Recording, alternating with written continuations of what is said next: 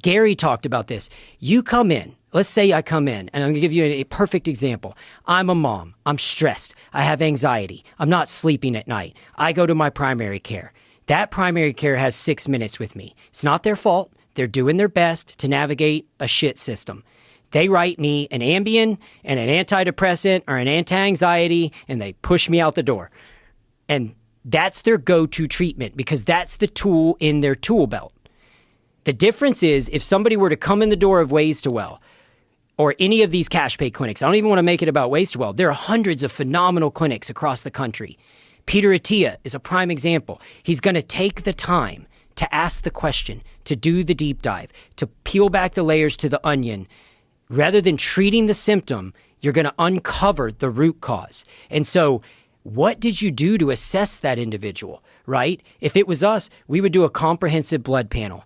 We would identify, is there a hormonal imbalance or any sort of imbalance in their biomarkers? Not going to happen in the insurance model because of what I was telling you. The doctors are scared. They're scared of getting kicked off the insurance. They're scared of ending up on a DOJ desk because the data's being skewed, the info's being skewed, all of it. It's one half of the narrative.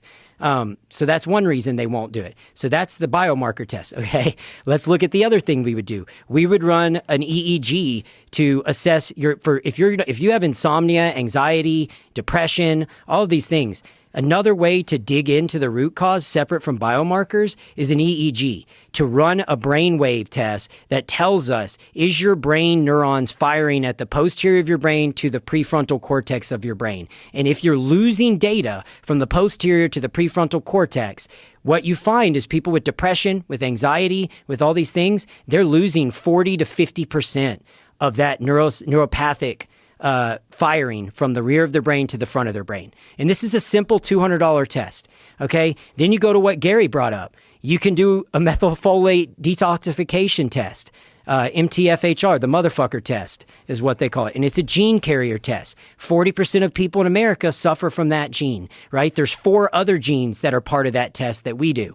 Any one of those genes can change the way your body processes and detoxifies.